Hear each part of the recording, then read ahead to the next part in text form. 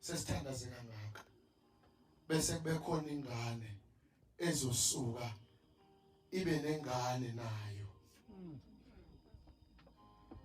ezohlupheka ibe yalinikwa ithuba lokuthi ifunde. Sengihlala phansi mbovu kodwa ngifuna ukunika nazo izinto ezintathu. Sengihlala phansi, indoda iyasebenza, kwaphela iminyaka ewu-20 ingayi ekhaya. Mawusuphelile lo 20 years ihlele emsebenzini ingayi ekhaya, yayisithi kumlungu sengiyabonga, sengicela umhlala phansi, sengicela ukuhamba ngekhaya. Uthi lo mlungu iyabonga msebenzi wami, siphathane kahle, ungisebenzele kahle, wathembeka kumina, kodwa ngicela ukupha nazi izinto ezintathu. Okokuqala, ungayithathi indlela enqamulelayo uma ufuna ukuya empumelelweni. Namhlanje khona abantu abahlangana nabantu abayizigebengu ngoba befuna imali esheshayo.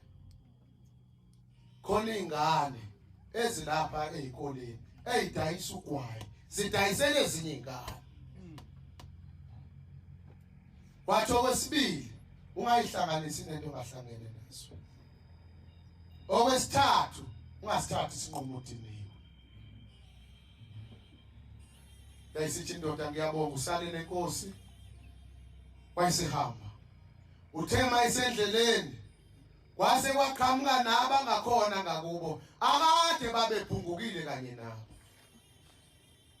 Bathi awusibani yini wahamba ngomgaqo, asingeni ngani ehlathini siwele sophumela ekhaya. Uma uhamba ngomgaqo ufanele ulale endleleni, kuyima ufika ekhaya. Kanti masikhopha nje la ehlathini sofika khona namhlanje ekhaya.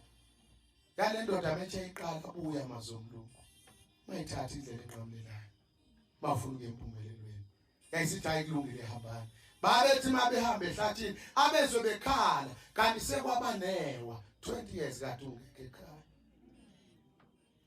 Yahamba ithema isifika, yabona ukuthi kuyahlwa, yayisingena emzini omlungu, yayisisho ukuthi ngiyalapha ngicela ukulala. Wayesethi umlungu kulungile, wamnika indlu, wayeselala kuyona. Phakathi nobusuku ezumsindo omkhulu okhona ebaleni, utheme ethi uyasibamba isicapha, ethi uyavula, ayisebuya amazomlungu. Ungayihlanganisi nezinto ongahlangene nazo. Wayeseshiya kanjalo walala. Ekseni uyangqongqoza umlungu, uyavula, uthi hawu yini edala ukuthi wena uphile, ngoba bonke abantu engeke ngabalalisa kulendlu ngivuke ekseni sebefile. Wathi hayi la ngiphuma khona kuthiwe ngayihlanganisi nezinto engahlangene nazo. Wayesehamba, mayefika kakho ufika umkakhe ume ebaleni. Umkakhe emboneza, wayesesuka umkakhe wagijima wayendlini. Umeqala ibala uzizwe le ndoda elibhongayo endlini,